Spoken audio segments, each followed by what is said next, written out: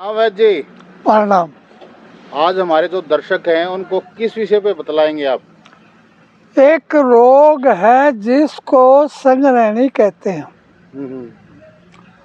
और ऐसा रोग है जो आदमी जैसा खाता है वैसा ही निकल जाता है, यानी तो कि तुरंत निकल जाता है। हाँ। मेरे देशवासियों, तुम देख रहे हो आयुर्वेद के चमत्कार।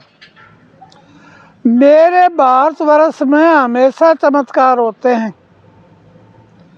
दुनिया और देश विदेश कभी तो मंगल ग्रह की बात करते हैं, कभी चंद्रमा और कभी सूर्य की दवंदी सुनाई देती है, वो दिखाते हैं। अरे इतने बड़े आविष्कार करते हो, मानव का कल्याण के बारे में सोचो।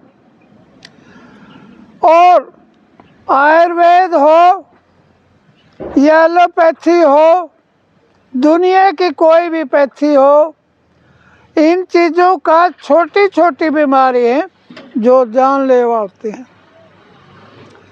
संगरैनी रोग होता है और जो खाता है वैसे लेटे निकल जाती है। बड़े दुर्भाग्य की बात है, किसी भी उम्र का व्यक्ति इस बीमारी की चपेट में आ जाता है। अमेरिका, रूस, जापान, इटली, आयरलैंड, कनाडा ये कहते हैं इसका तो कोई इलाज नहीं। अरे मैं कहता हूँ एलोपैथी में किसी चीज़ का भी इलाज नहीं।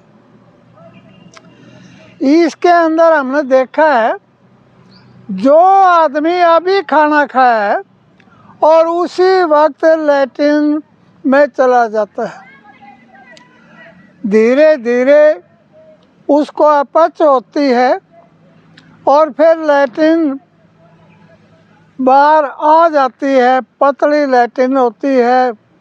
पहले व्यक्ति को बुखार होता है, फिर गैस बनती है, अफारा बनता है, सारी पाचन क्रिया सड़ने लगती है।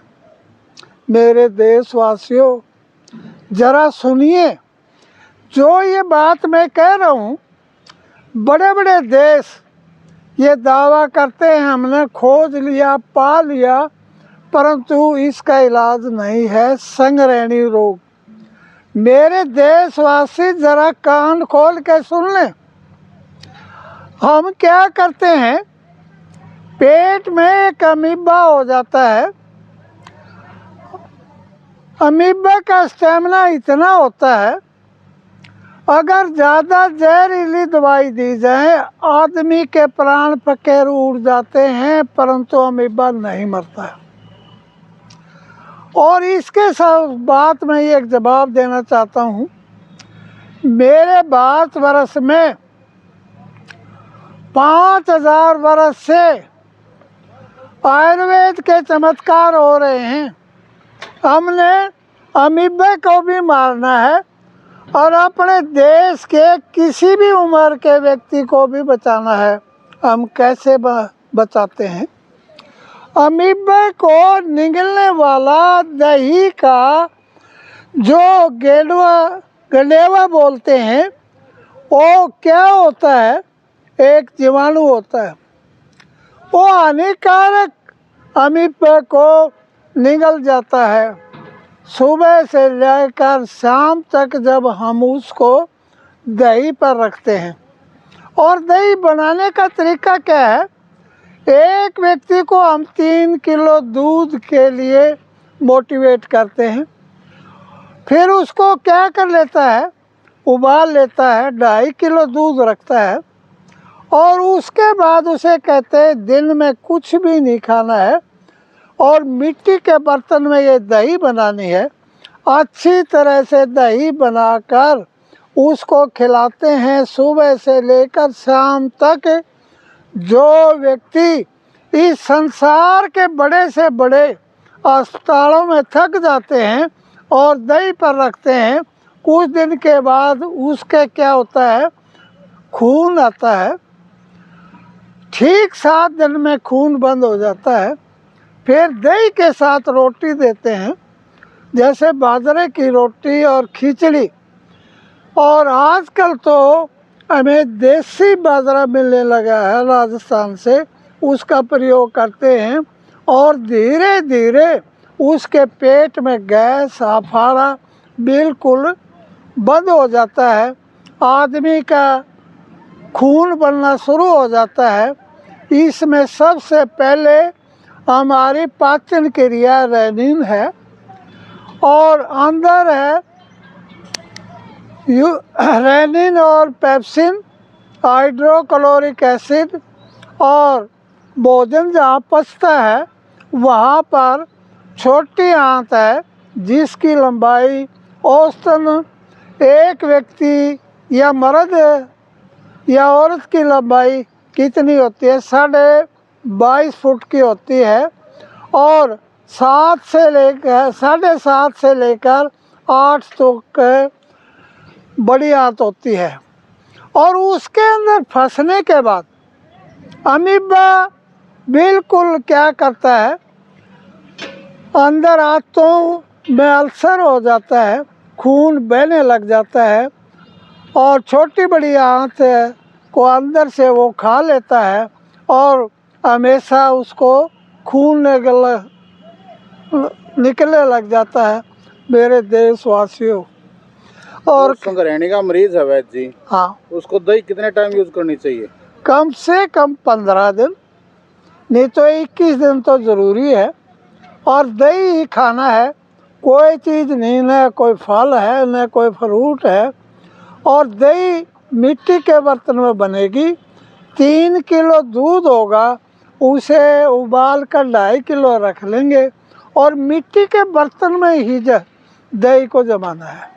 दूसरा, ये जो अमीबा है बड़ी आंत में होता है, इसका मुख्य कारण क्या है, किसके कारण होता है ये आजकल है पचन होने से, पेट के अंदर गंदगी होने से और दूध को ज़्यादा उबाल लेना, उसके पोषक तत्व दूध के या भोजन के, जो हम गैस पर जो भोजन बनाते हैं उसका टेम्परेचर है 1950, जबकि उन्होंने कितना 100 डिग्री सेल्सियस पर ही भोजन बनाना चाहिए। यानी कि ज़्यादा हीट पर भोजन नहीं पकाना चाहिए।